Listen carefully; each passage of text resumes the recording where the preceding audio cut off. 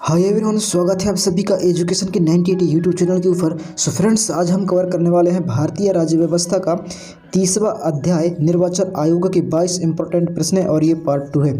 जी guys, ये part 2 है। अगर पहला पार्ट अगर आपने अभी तक नहीं देखा है तो मैंने प्लेलिस्ट में बनाकर रखा हुआ है, आप वहां जाकर जो है देख सकते हैं निर्वाचन एवं आयोग की पहला भाग। सो फ्रेंड्स, चलिए आज क्लास हम शुरू करते हैं और कवर करते हैं आज क्लास की मोस्ट 22 इंपॉर्टेंट प्रश्न है निर्वाचन एवं आयोग की। सो फ्रेंड्स, ये रहा पहला प्रश्न है आपके सामने। भारत में मतदाता की आयु, न्यूनतम आयु क्या है? भारत में मतदाता की न्यूनतम आयु क्या है? तो क्या है भारत में मतदाता की न्यूनतम आयु? तो ये है कि क्या 18 वर्ष। क्या है? 18 वर्ष। तो ऑप्शन नंबर ए इसका सही जवाब हो जाएगा। ऑप्शन नंबर ए इसका सही जवाब हो जाएगा।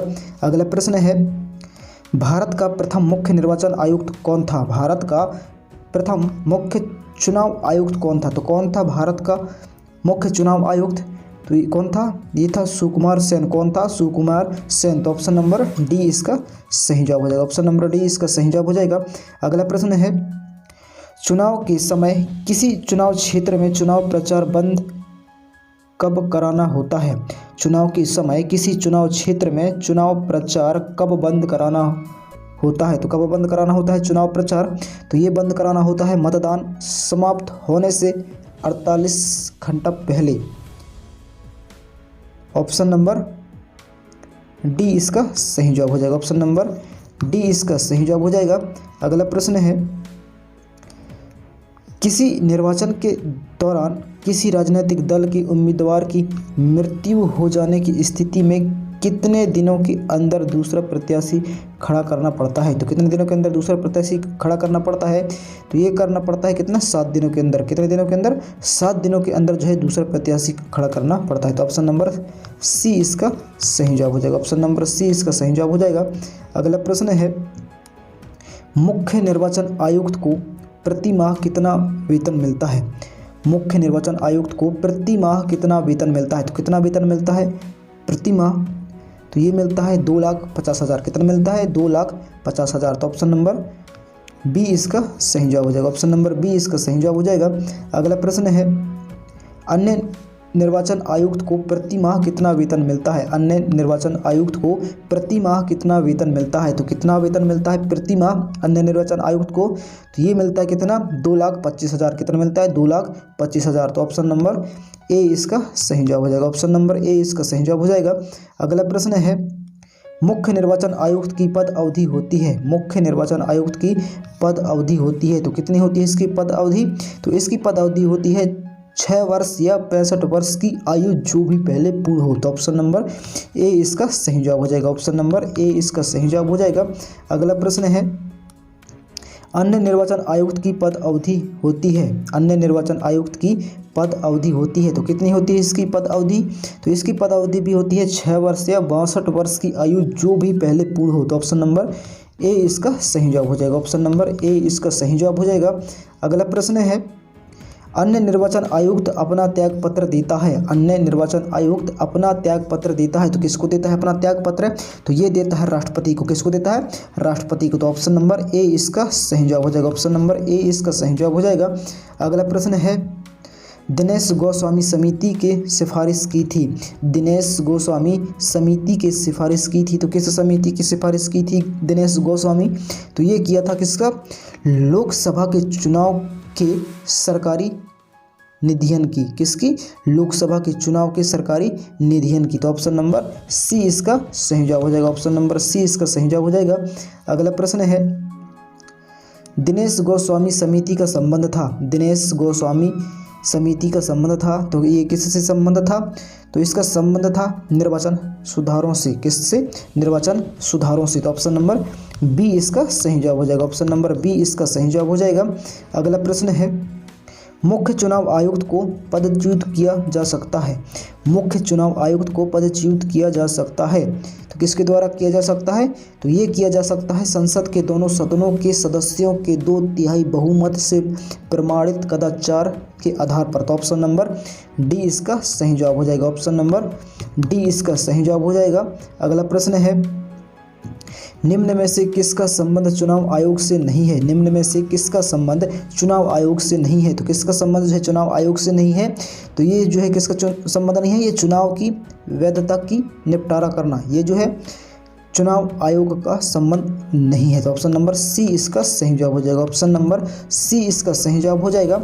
अगला प्रश्न है, निम्नलिखित में से कौन सा आयोग भारत के संविधान के एक अनुच्छेद के अंतर्गत सुस्पष्ट उपबंध के पालन में गठित हुआ है? तो कौन गठित हुआ है ये? तो ये गठित हुआ है कौन? निर्वाचन आयोग। कौन गठित हुआ है? निर्वाचन आयोग। तो ऑप्शन नंबर सी इसका सही जवाब हो जाएगा। ऑप्शन नंबर सी इसका सही जवाब हो जाएगा। अगला प्रश्न है, निम्नलिखित में से कौन सा काम निर्वाचन आयोग का नहीं है? निम्नलिखित में से कौन सा काम निर्वाचन आयोग का नहीं है? तो कौन सा काम जो है निर्वाचन आयोग का नहीं है? तो ये है वो काम, चुनाव के लिए उम्मीदवारों का चयन करना, जो है निर्वाचन आयोग का काम नहीं है। तो ऑप्शन नंबर डी इसका सही जवाब हो जाएगा। ऑप्शन नंबर डी इसका सही जवाब हो जाएगा।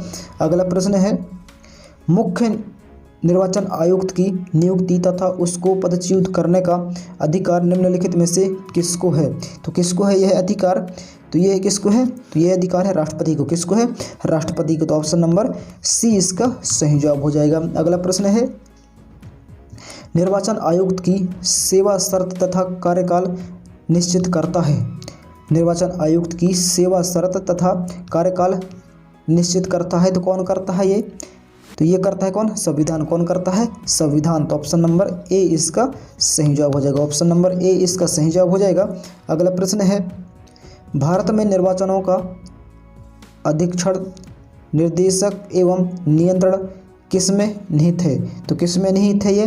तो ये निहित है भारत का निर्वाचन आयोग में। किसमें? भारत का निर्वाचन आयोग में जो है ये सभी निहित है। तो ऑप्शन नंबर सी इसका सही जवाब हो जाएगा। ऑप्शन नंबर सी इसका सही जवाब हो जाएगा। अगला प्रश्न है, ईवीएम का प्रयोग भारतीय चुनाव में कब से प्रारंभ हुआ? ईवीएम का प्रयोग भारतीय चुनाव में कब से प्रारंभ हुआ? तो कब से प्रारंभ हुआ था ईवीएम का प्रयोग भारतीय चुनाव में? तो ये प्रारंभ हुआ था कब से? 1998 ईसा से। कब हुआ है? 1998 ईसा से जो है ईवीएम का प्रयोग भारतीय चुनाव में हुआ है। तो ऑप्शन नंबर सी इसका सही जवाब हो जाएगा। ऑप्शन नंबर सी इसका सही जवाब हो जाएगा। अगला प्रश्न है, भारत की प्रथम महिला मुख्य निर्वाचन आयुक्त कौन थी? भारत की प्रथम महिला मुख्य निर्वाचन आयुक्त कौन थी? तो कौन थी प्रथम महिला मुख्य निर्वाचन आयुक्त की? तो ये थी कौन? वी.एस. रमादेवी। कौन थी? वी.एस. रमादेवी। तो ऑप्शन नंबर सी इसका सही जवाब हो जाएगा। ऑप्शन नंबर सी इसका सही जवाब हो जाएगा। अगला प्रश्न है, राज्यों में पंचायतों के चुनाव किसके द्वारा आयोजित किए जाते हैं? राज्यों में पंचायतों के चुनाव किसके द्वारा आयोजित किए जाते हैं? तो किसके द्वारा आयोजित किए जाते हैं? तो ये किए जाते हैं किसके द्वारा? राज्य निर्वाचन आयोग के द्वारा। किसके द्वारा? राज्य निर्वाचन आयोग के द्वारा। तो ऑप्शन नंबर सी इसका सही जवाब हो जाएगा। ऑप्शन नंबर सी इसका सही जवाब हो जाएगा। अगला प्रश्न है, आज की क्लास का अंतिम प्रश्न है कि भारत के पहले मुख्य चुनाव आयुक्त थे। भारत के पहले मुख्य चुनाव आयुक्त थे। तो कौन थे भारत के पहले मुख्य चुनाव आयुक्त?